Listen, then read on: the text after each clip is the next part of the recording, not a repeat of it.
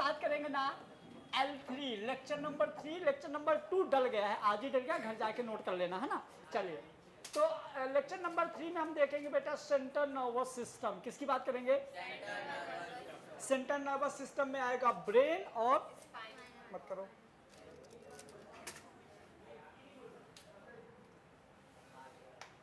चलो central nervous system में सुनो, सेंट्रल नर्वस सिस्टम में आएगा ब्रेन और स्पाइनल कॉर्ड। समझिएगा अभी जो मैं 2 मिनट बता रहा हूँ उसको बहुत अच्छे से समझना जरूरी है। तो क्या होता है, कुछ आपको पता ना हमारी बॉडी की जितनी भी मैकेनिज्म होते हैं सबको कंट्रोल करता है ब्रेन और ग्लैंड। तो हम यहाँ के किसका पढ़ रहे हैं? ब्रेन का। क्लियर? तो देखिए हम मतलब बॉडी से सिग्नल जो ब्रेन या सेंट्रल नर्वस सिस्टम तक जाएंगे उसको बोलेंगे एफरेंट। यहाँ से याद कर सकते हो, देखो बोमेन कैप्सूल में एफरेंट आर्टरी आ रही थी ना, ऐसे हमारी बॉडी से सिग्नल लेके जाएगा सीएनएस तक कौन? एफरेंट। और जो सिग्नल जाता है ना हमारी बॉडी के ऊपर जाता है, इसीलिए हम उसको बोलते हैं सेंसरी। क्या बोलते हैं? अब हमारे ब्रेन तक सिग्नल गए, अब ये सिग्नल ब्रेन से हमारी बॉडी तक जाएंगे। तो ब्रेन से जब बॉडी तक सिग्नल जाता है ना तो अंदर जाता है डीप में, तो डीप में जाता है जिसको बोलते हैं इफरेंट या मोटर। सिर्फ अभी 4 चीजें याद रखना है। क्या? जो सिग्नल हमारे बॉडी से ब्रेन तक जाता है वो ऊपर जाता है जिसको एफरेंट या सेंसरी बोलेंगे।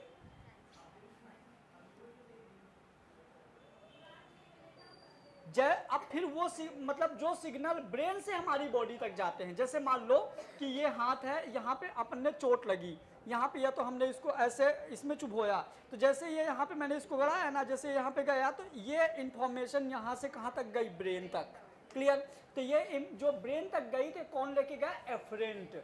कौन लेके गया?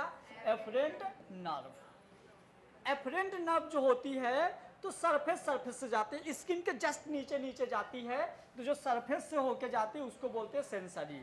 जैसे हमको यहाँ पेन स्टार्ट हो गया तो फिर ये इंफॉर्मेशन में ब्रेन में एनालिसिस होगा। अब ब्रेन बोलेगा कि यहाँ पे कोई नुकीली चीज रखी हुई है, आप हाथ हटा लो, तो हम यहाँ से हाथ हटाएंगे। तो जो इंफॉर्मेशन ब्रेन से यहाँ तक गई वो अंदर जाती है, डीपली जाती है, तो हम उसको बोलते हैं मोटर। क्या बोलते हैं? समझ गए? इसको हम बोलेंगे मोटर। अब मोटर को हम बोलते हैं इफरेंट नर्व। उसके बाद अब ये वाली चीजें अभी हम बाद में फिर से देखेंगे। अभी एक नया चार्ट है जिसमें हम इन चीजों को अपन समझेंगे, एक नया अलग से चार्ट है। तो यहाँ पे देखिए पेरिफेरल नर्वस सिस्टम, एफरेंट और इफरेंट। मतलब कि पेरिफेरल नर्वस सिस्टम ब्रेन से जो यहाँ आता है वो इफरेंट, और जो ब्रेन पे लेके जाता है एफरेंट। एक चीज और समझना, फिर यहाँ पे और आता है बेटा somatic nervous system, autosomal nervous system. ठीक है, ऑटोसोमल नर्वस सिस्टम में आएगा पैरासिम्पैथेटिक और सिंपैथेटिक और पैरासिम्पैथेटिक। ऑटोसोमल नर्वस सिस्टम मतलब कि हमारी बॉडी में वो काम जो खुद ब खुद होता है। एक बात मैं अच्छे से रिपीट कर रहा हूँ, ध्यान से सुनना, हमारी बॉडी में जितनी भी एक्टिविटी होती है सबका कंट्रोल ब्रेन करता है। कौन करता है? कुछ एक्टिविटी का हमारा ब्रेन डायरेक्ट करता है, कुछ एक्टिविटी का इनडायरेक्ट करता है। ठीक है, जैसे मान लीजिए कि इसको पकड़ो, जैसे मान लीजिए कि ये मार्कर ली है, मैं इधर पे हूँ, अब हमको ये उठाना है, इनसे अपनी पेन लेना है, तो हमारा ब्रेन हमारे इस हाथ को आदेश देगा, बोलेगा भैया जाओ पेन लेके आओ, तो ये ले लिया, आदेश दिया, तो ये हो गया हमारा जो हमारे कंट्रोल में है। ये ऑटोनोमस नहीं है, ये पेरिफेरल है जो हमारे कंट्रोल में है। क्लियर? अब जैसे मान लो ऑटोनोमस का अच्छा एग्जांपल ये देखो, जब मैंने इसको ऐसे किया ना तो इसने सोचा नहीं कि हमको मम्मी बोलना है, उसके निकल गया, समझ गए ना। तो ये क्या होता है, जो हमारी बॉडी में जैसे मान लो पलकों का झपकना, मुंह में सलाइवा आना, दिल का धड़कना, बहुत सारी एक्टिविटी होती है जो हमारी बॉडी में अपने आप होती है, जहाँ पे हम सोचते नहीं हैं। ठीक है, समझ गए। अभी आपको यहाँ पे सिर्फ दो चीजें याद रखना जरूरी है। पहला क्या, जो बॉडी से सिग्नल ब्रेन तक जाता है वो होता है एफरेंट, जो सेंसरी लेके जाती है। ब्रेन से जो बॉडी तक जाता है वो होता है इफरेंट, जो कि मोटर होती है, वो डीप में जाती है। ये अपर मतलब कि हमारी बॉडी से जो सिग्नल ब्रेन तक जाएगा तो अपर सरफेस से जाएगा, और जो ब्रेन से बॉडी तक जाएगा तो डीप सरफेस से जाएगा। हमको यहाँ पे इतना याद रखना है। सिस्टम ध्यान दीजिएगा। हाँ जी,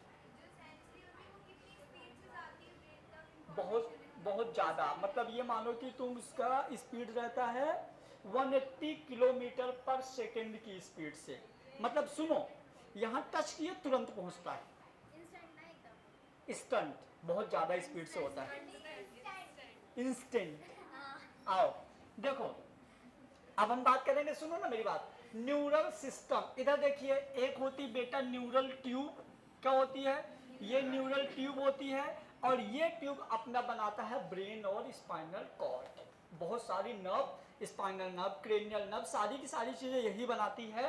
तो पहले देखो ये न्यूरल ट्यूब थी, अब इसने सारी चीजें बना दिया तो हम इसको क्या बोल दिए, न्यूरल सिस्टम। इसमें आएगा क्या, सेंट्रल नर्वस सिस्टम में आएगा ब्रेन और स्पाइनल कॉर्ड, और यहाँ पे पेरिफेरल नर्वस सिस्टम में आएगा सोमैटिक वाला पार्ट और ऑटोनॉमिक वाला पार्ट। ऑटोमेटिक वाला पार्ट जो खुद में खुद होगा और सरफेस पे जाएगा, और सोमैटिक वाला पार्ट जो खुद में खुद नहीं होगा, यहाँ पे ब्रेन का डायरेक्ट रोल रहेगा। अब यहाँ पे मैंने अभी तुम लोगों को बोला था कि जो हमारा जितनी भी हमारी बॉडी में एक्टिविटी होती है, सारी की सारी एक्टिविटी हमारा ब्रेन कंट्रोल करता है। कुछ एक्टिविटी को हमारा ब्रेन डायरेक्ट कंट्रोल करता है, कुछ एक्टिविटी को इनडायरेक्ट कंट्रोल करता है, पता था ना। तो जैसे हम बोले CNS यानी कि वॉलेंट्री, वॉलेंट्री मतलब कि जो एक्टिविटी हमारे कंट्रोल में होती है उसको हम बोलते हैं वॉलेंट्री, इसको हम हिंदी में बोलते हैं ऐच्छिक। ऐच्छिक मतलब समझ गए, जो हमारे इच्छा पे डिपेंड करता है, जो हम चाहें वही होता है, ये होती है ऐच्छिक। एक होती है इनवॉलेंट्री, इसको हिंदी में बोलते हैं अनैच्छिक, हमारी बॉडी की वो एक्टिविटी जो हमारे कंट्रोल में नहीं है।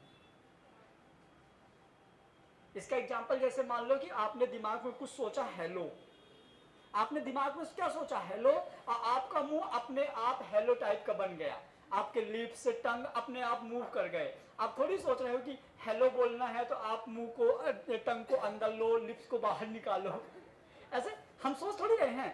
तुम कुछ बोलो, बोलो, मतलब जो भी एक्टिविटी होती है सब हमारे ब्रेन के कंट्रोल में होती है, कुछ डायरेक्ट कंट्रोल में होती है, कुछ इनडायरेक्ट। इसके बाद देखो ये मैंने पढ़ा दिया था, फिर भी एक बार देख लो, 2 मिनट में जल्दी जल्दी हो जाएगा क्योंकि अब हम यहाँ पे डिटेल पढ़ेंगे।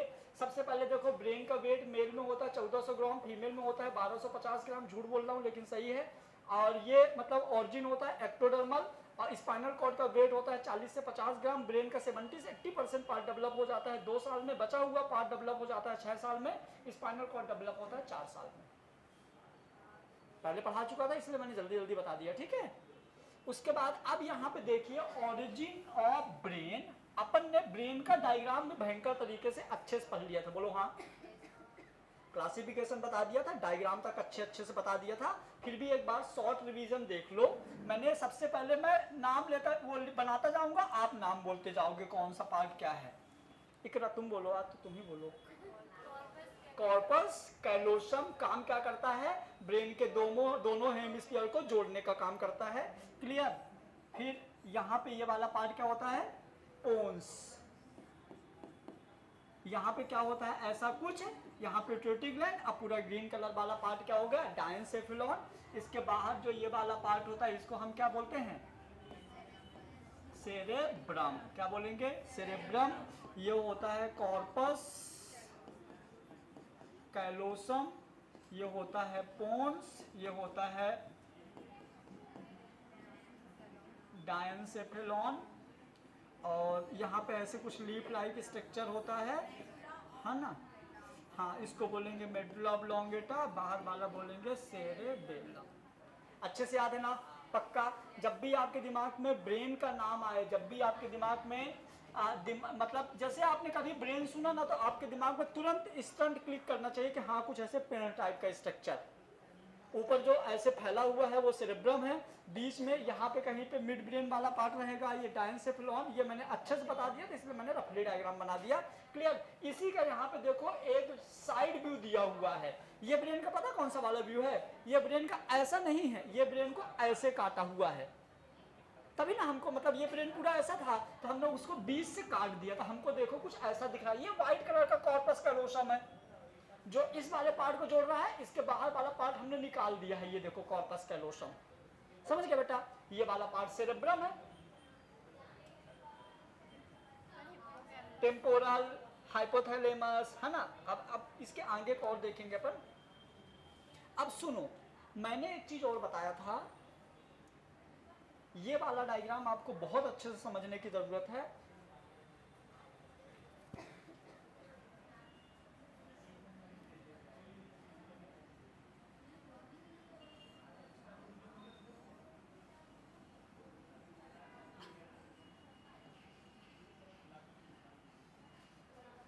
क्लियर हुआ? ये क्या है? ब्रेन। अब समझना, ब्रेन जो होता है, तो ब्रेन के बाहर सबसे बाहर ये है स्किन। क्या है? कैसे समझोगे? यदि मान लो इसमें हेयर्स पर, स्किन में क्या है? हेयर्स। इनिशियली तो होते हैं, फिर कोई टकली हो गई तो नहीं बोल सकते।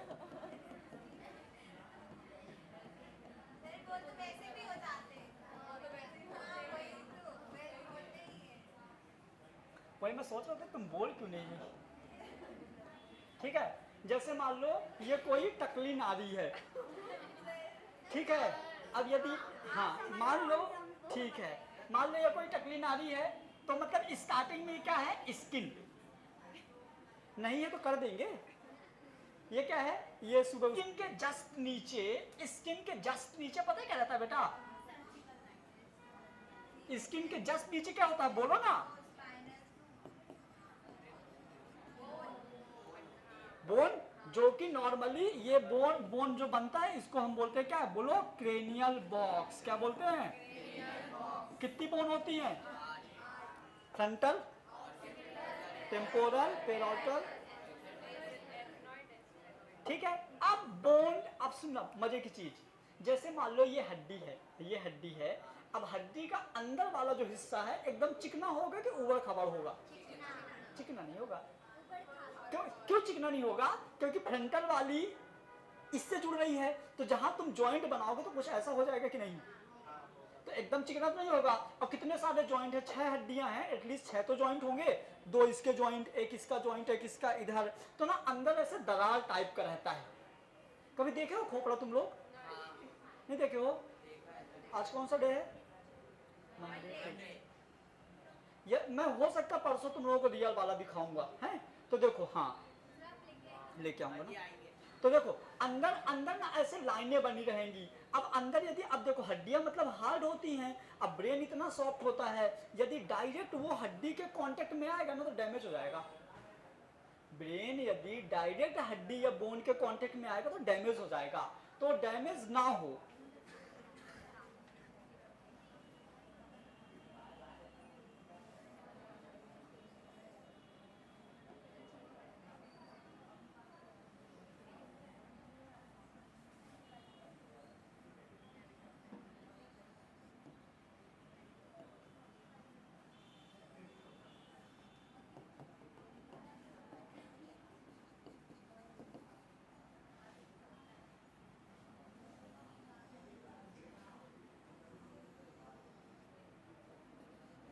चलो ये हो गया बोन। अब सुनो, मैंने भी बता दिया बोन काफी हार्ड होता है। अब बोन के डायरेक्ट कांटेक्ट में ब्रेन ना आए, ब्रेन बहुत ज्यादा सॉफ्ट होता है। तुम इतना सॉफ्ट ब्रेन को मान सकते हो जैसे अपने गाल के अंदर स्किन होती है ना, उतना सॉफ्ट होता है। मत चेक करो, हाथ चलिए, समझ गए? अब यहाँ पे ये जो अंदर होता है ना बेटा, अंदर ना इसके अंदर एक लेयर होती है जिसको बोलते हैं मेनिंजियल लेयर, जो कि 3 लेयर की मिलकर बनी होती है। ओए ना, अंदर एक लेयर होती है, 1 2 3 लेयर की मिलके एक लेयर होती है। इसको क्या बोलते हैं? Meningeal layer. इसमें 3 लेयर होती हैं। कौन कौन सी? तो देखो, सबसे वो वाली लेयर जो ब्रेन के पास है, वो वाली लेयर जो ब्रेन के पास है वो होती है प्लामेटर, फिर अरेक्नोइड, फिर होता है ड्यूरामेटर। अब ये तीनों लेयर मिलके एक सिंगल लेयर बनाती है जिसको हम बोलते हैं मेनिंजियल लेयर। और ये तीनों लेयर ना बेटा, ये तीनों लेयर ब्रेन को प्रोटेक्ट करती हैं।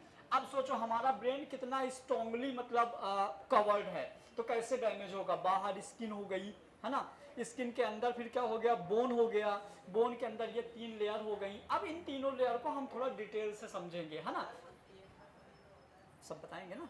अब इन तीनों लेयर को हम थोड़ा अच्छे से समझेंगे।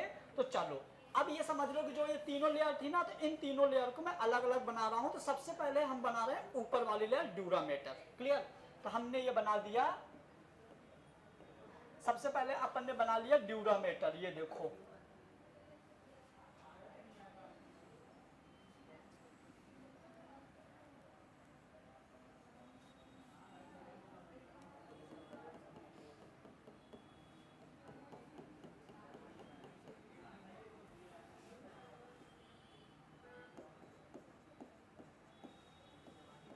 ये हो गई ड्यूरामेटर। ड्यूरामेटर एक सिंगल लेयर 2 परतों से मिलकर बनी है।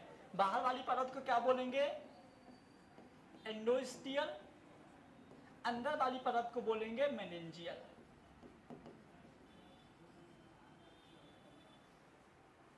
सिंगल लेयर 2 लेयर से मिलकर बनी, मतलब 2 लेयर हैं जो कि दोनों लेयर मिलके एक सिंगल लेयर बना रही हैं, जिसको हम क्या बोलते हैं, ड्यूरामेटर, जो हमारी पहली लेयर है। और ये लेयर किसके नियर है, बोन के। गौरी बातें नहीं, ये लेयर किसके नियर है, बोन के। और ये मतलब लेयर जो रहती है ना दोनों, मतलब ये एंडोस्टियल और मेनिंजियल, कहीं कहीं पे बीच बीच में ये लेयर फूल जाती हैं। इस फूले हुए पार्ट को हम बोलेंगे क्रेनियल वेनस साइनस। क्या बोलेंगे, क्रेनियल वेनस साइनस। इसके जस्ट बाद एक और लेयर होती है इसके नीचे, ये लेयर होती है जिसमें फिंगर लाइक प्रोजेक्शन पाए जाते हैं। ये इस लेयर को हम क्या बोलेंगे, सेकंड नंबर वाली लेयर होती है अरेक्नॉइड। सेकंड नंबर लेयर होती है अरेक्नॉइड, जिसमें से क्या होते हैं, अरेक्नॉइड विलाई। क्या होते हैं, अरेक्नॉइड विलाई। और ये विलाई क्रीनियल वीनस साइनस में देखो धसे हुए हैं। इसके नीचे एक और लेयर होती है जिसको हम क्या बोलते हैं, प्लामेटर। इसके नीचे एक और होती है जिसको हम क्या बोलते हैं, प्लामेटर।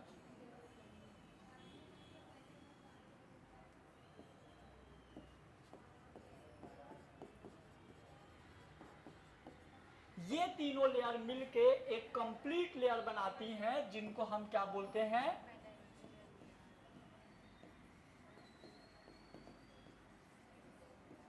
देखो हमने पहली क्लास में सिर्फ इसका नाम लिया था, मेनिंजियल लेयर का पहली क्लास में सिर्फ नाम लिया था। आज हम पूरा डिटेल देख रहे हैं, क्लियर हुआ। अब यहाँ पे क्या होगा पता है, अब यहाँ पे ब्रेन में, ब्रेन का एक पार्ट होता है यहाँ पे ऐसा कुछ, देखिए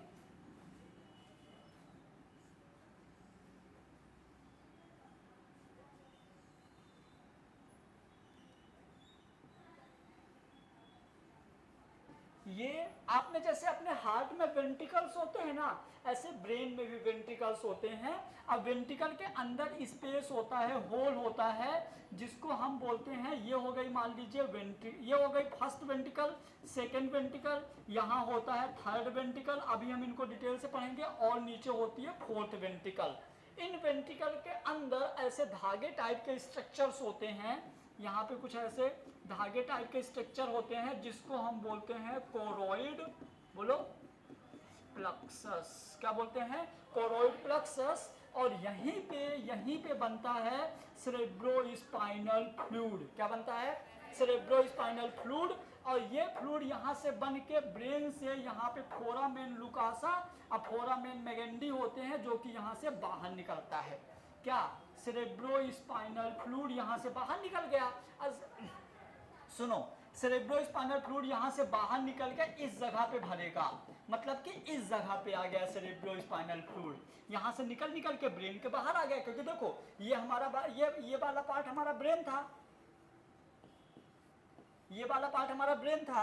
यहाँ से सेरेब्रोस्पाइनल फ्लूइड बाहर निकल गया, ये यहाँ बाहर निकल गया। बाहर निकल के इसके चारों साइड ही भरेगा ना, इसके चारों साइड क्या भर गया, सेरेब्रोस्पाइनल फ्लूइड। ये सेरेब्रोस्पाइनल फ्लूइड यहाँ जब भरा तो जस्ट सेरेब्रम के पास कौन सी लेयर थी, प्लामेटर। किसके पास थी ये, इसीलिए हम इसको बोलते हैं सेरेब्रल कॉर्टेक्स। क्या बोल रहे थे? सेरेब्रल कॉर्टेक्स, सेरेब्रल मतलब सेरेब्रम के जस्ट बाद हमारा क्या था? प्लामेटल, और यहाँ पे क्या हो गया? क्या हो गया यहाँ पे? CSF, सेरेब्रोस्पाइनल फ्लूइड भर गया। और सेरेब्रोस्पाइनल फ्लूइड इस लेयर से, प्लामेटर से देखो अंदर चला गया और यहाँ पे भर गया, और इस वाले स्पेस को हम क्या बोल रहे थे बताइए? सब अरेक्नॉइड स्पेस। यहां से जो सेरेब्रोस्पाइन जो CSF यहाँ बाहर निकला वो यहाँ भर गया, और ये जो हमारे फिंगर लाइक प्रोजेक्शन थे ना, ये यहाँ के पानी को एब्जॉर्ब कर करके यहाँ भेज दिए। अब CSF कहाँ चला गया? यहाँ पे। कहाँ? सब अरेक्नॉइड स्पेस। सब अरेक्नॉइड स्पेस इसलिए बोलते हैं कि इसका नाम है अरेक्नॉइड। तो ये हो गया सब अरेक्नॉइड स्पेस। ये ड्यूरामेटर है, ये ड्यूरामेटर है, तो ये हो जाएगा सब ड्यूरल स्पेस। क्या हो जाएगा? सब ड्यूरल स्पेस। अब देखो, अब इसके बाद हमारे पास क्या है? अरेक्नॉइड वाली लेयर है। तो अरेक्नॉइड वाली लेयर में फिंगर लाइक प्रोजेक्शन होते हैं, तो ये CSF को एब्जॉर्ब कर करके यहाँ भेज देंगे। कहाँ भेज देंगे? Cranial Venus sinus. साइनस मतलब जगह, तो ये यहाँ पे भेज देंगे क्रेनियल वीनस साइनस को, और यहाँ पे भर जाएगा सेरेब्रोस्पाइनल फ्लूइड। क्या भर जाएगा? Cerebrospinal fluid. अब समझना बहुत इंपॉर्टेंट बात, ऐसे बनाओ, ऐसे ऐसे टाइट बनाओ, टाइट। देखो इधर, ये ब्रेन का सेरेब्रम वाला पार्ट है। क्या है? ब्रेन का, ये ब्रेन का सेरेब्रम वाला पार्ट है। सब लोग इधर ध्यान से देखो, ये ब्रेन का सेरेब्रम वाला पार्ट है। सेरेब्रम वाले पार्ट में ये जो उभार हैं, सेरेब्रम, ये देखो आप ध्यान से देखो, ऐसे करो, ऐसे कैमरे से करो। ये जो सेरेब्रम वाले पार्ट में, ये जो सेरेब्रम का उभार वाला पार्ट है, आप देख लो यहाँ उभार है और बीच में स्पेस है। उभार है, बीच में स्पेस है, और इसके ऊपर एक लेयर है जिसको मेनिंजियल लेयर बोल रहे हैं। क्या है? इसके ऊपर एक लेयर है जिसको मेनिंजियल लेयर बोल रहे हैं, और ये लेयर की जो सबसे आखिरी वाली लेयर है, ड्यूरामेटर है, तो बीच बीच में ऐसी फूली हुई है। समझ गया? अब ये पूरे के पूरे ब्रेन में एक बाहर लेयर है जो बीच बीच में फूली हुई है, उसमें पानी भरा हुआ है। अब ये मान लो इसका बोन है। अब मैं यहाँ से बोन को झटका दूंगा, तो ये झटका ब्रेन तक जाएगा डायरेक्ट? कभी नहीं जाएगा। कुछ हड्डी रोक लेगी, हड्डी से बचा हुआ कुछ ये रोक लेगा, क्योंकि पानी है, आप दोगे तो पानी मतलब दबेगा, वहां डायरेक्ट झटका लगेगा नहीं। अरे ऐसे करो ना। अब देखो, सुन एक चीज और, ब्रेन के ये जो उभार है ना, इसको हम बोलेंगे गायरी, और जो ऐसे नीचे डॉटेड जगह अंदर जो झुका हुआ है उसको सल्काई। सल्कस और उभार, जो उभार है उसको बोलेंगे गायरी, GIRI है ना, GIRI गायरी। और नीचे जो ऐसे देखो, ये उभार हो गए गायरी, और जो नीचे दबा हुआ सल्काई। और इनके ऊपर जो हमारी लेयर होती है, लेयर में भरा होता है सेरेब्रोस्पाइनल फ्लूइड। क्या भरा होता है? अब सुनो, जो सेरेब्रोस्पाइनल फ्लूइड है, 11th में कोई टीचर दे देता है, right the any 4 functions of cerebrospinal fluid. तो सेरेब्रोस्पाइनल फ्लूइड क्या क्या काम करता है? पहली बात, ये ब्रेन को बायोन्सिक फोर्स प्रोवाइड करता है, जिससे ब्रेन अपने रियल वेट से हल्का फील हो, क्योंकि जब तुम किसी भी चीज को पानी में भर दोगे तो चीज हल्की हो जाती है, पहला। दूसरा, शॉक एब्जॉर्बर का काम करता है। किसका? क्रिश। दूसरा शॉक एब्जॉर्बर का काम करता है। तीसरा, फ्रैक्शन नहीं होने देता, क्योंकि यदि सोचो ना, हड्डी है, इमेजिन करो हड्डी है, यहाँ ब्रेन है, यदि मान लो ब्रेन अपने ऐसे किया है ना, बचपन में बहुत मुंडी से खेले ना अपन यदि मान लो अपन ने ऐसे मतलब ऐसे इधर पे सर घुमाए, और ये ब्रेन इधर गिर गया, हड्डी में टकरा जाएगा ना, फ्रैक्शन हो जाएगा, तो फ्रैक्शन से भी बचाता है। तो सेरेब्रोस्पाइनल लुब्रिकेशन का काम करता है, थोड़ा चिकनाहट रखता है, ब्रेन में सूख न जाए, है ना। तो इस तरह से बहुत सारे काम हमारा कौन करवाता है? Cerebrospinal fluid. एक सेकंड रुको, सबसे पहले जो हमारा ब्रेन होता है क्रेनियल बॉक्स में रखा होता है। क्रेनियल बॉक्स बोन्स का बना होता है, frontal, temporal, parietal, occipital, sphenoid, ethmoid. इसके ऊपर हेयर्स होते हैं, इसके ऊपर मतलब इसके ऊपर स्किन होती है, लेकिन मतलब महिलाओं में टकली, मतलब ऐसा अपन देखना पड़ता है, तो अपन ये निकाल दिए तो टकले टकले तो अपने को देखने को मिलेगा ना स्किन, स्किन के जस्ट नीचे बोन, बोन के जस्ट बोन और ब्रेन के बीच में एक लेयर होती है जिसको मेनिंजियल लेयर बोलेंगे, जो कि 3 लेयर की बनी होती है। जो लेयर ब्रेन के पास होती है उसको बोलते हैं ड्यूरामेटर, जो कि 2 लेयर की बनी होती है, बाहर वाले को एंडोस्टियल, नीचे वाले को मेनिंजियल। उसके जस्ट बाद उसके जस्ट नीचे एक और लेयर होती है जिसको बोलते हैं अरेक्नॉइड, जिसमें फिंगर लाइक प्रोजेक्शन होते हैं। उसके नीचे एक और लेयर होती है प्लामेटर, जो कि डायरेक्ट सेरेब्रम के कॉन्टेक्ट में होती है।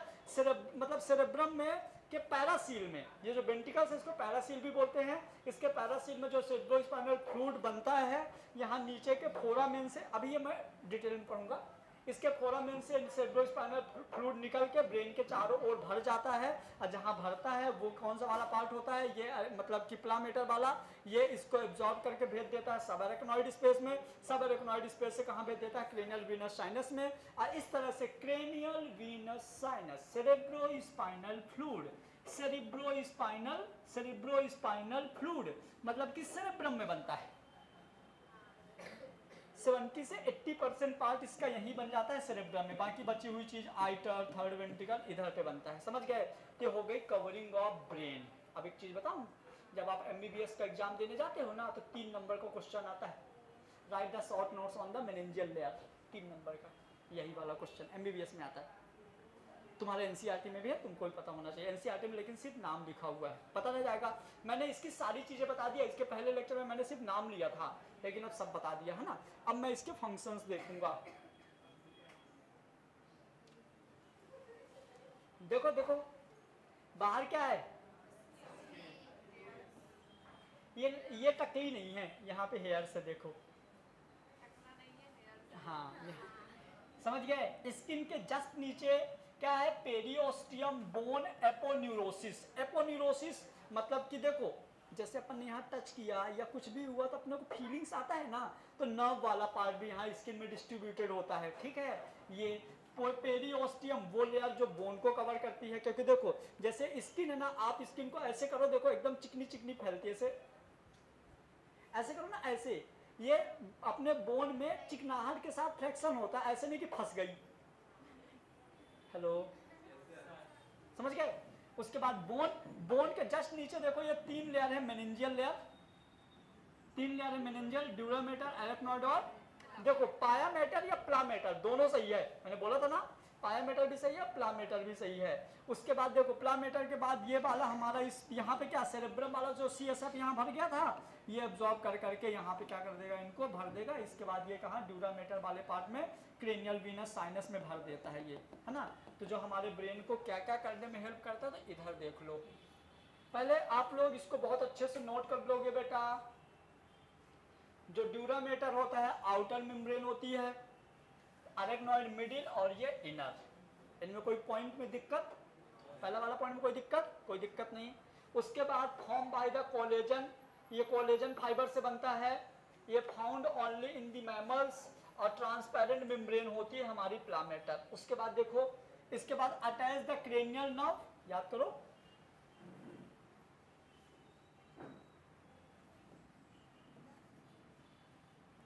जो हमारा ड्यूरामेटर होता है ना, ये क्रेनियल नर्व से अटैच होता है डायरेक्ट। देखिए attach cranial nerve double layered होती है ना, डबल लेयर, 3 दोनों का नाम बताओ, बाहर ऊपर वाली क्या था, एंडोस्टियल, अंदर वाली का मेनिंजियल। अभी मैं पूछूंगा सबसे नाम। फिर इसके बाद फॉर्म क्रेनियल वेनस साइनस, कैसे बनता है क्रेनियल वेनस साइनस, कौन बताएगा? जहां पे दोनों लेयर जुड़ी नहीं रहती। हेलो, फूल जाता है जहां पे एंडोस्टियल और मेनिंजियल दोनों सेपरेट अलग अलग हो जाते हैं, तो उसको बोलेंगे मेनिंजियल। फिर देखो found in only mammals, thin and flexible arachnoid villi present the absorb cerebrospinal fluid. फिर होता है अटैच टू ब्रेन, ये ब्रेन के सेरेब्रम से अटैच होता है। And some place it merge deeply intra calyculi of the brain.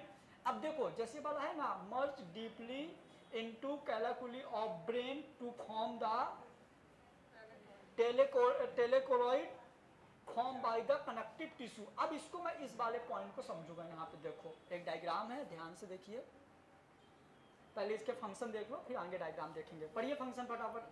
Cerebrospinal fluid आपके exam में भी आता है। स्कूल वाले भी दे देते हैं। CSF के फंक्शन बताइए, सेरेब्रो स्पाइनल फ्लूइड के फंक्शंस बताइए, पढ़ो फटाफट क्या लिखा है,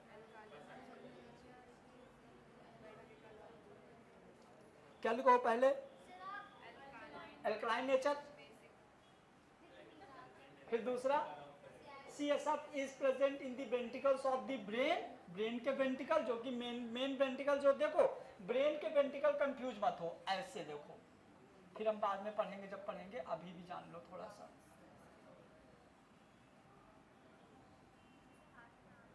ये फर्स्ट वेंट्रिकल, सेकेंड वेंट्रिकल, इन दोनों को एक साथ हम बोलते हैं पैरासील, समझ गए। फिर ये होती है थर्ड वेंट्रिकल,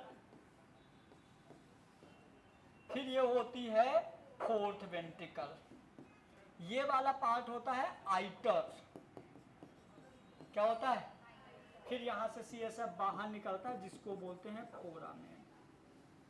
चलिए, फिर subdural arachnoid space of the brain and spinal cord, CSF form in the choroid plexus, याद करो बोला था ना, यहाँ पे ऐसे होते हैं जिनको हम क्या बोल रहे थे, कोरोइड प्लेक्सस जहाँ पे बन रहा था, found in the ventricles of the brain, जो कि ब्रेन के वेंट्रिकल्स में प्रेजेंट होता है। उसके बाद फंक्शन देखिए क्या लिखा है, brain protection, act as shock absorbing medium and the work as cushion. Cushion मतलब समझ गए, जैसे मान लो कि अपन कबड्डी खेल रहे हैं, सर के भर गिर गए तो भी अपने को डायरेक्ट ब्रेन में चोट नहीं लगेगी, ऐसे। फिर provide the bouncy to the brain so net weight is reduce from about 1.5 kilo का वेट जो है ब्रेन का 0.18 kg पता चलेगा, कितना कम हो गया, 20 ग्राम के समथिंग, 1.5 किलो का वेट जो है 20 ग्राम के लगभग हो गया, 20 ग्राम कितना कम होता है, समझ गए। किसी को नींद आ रही है क्या?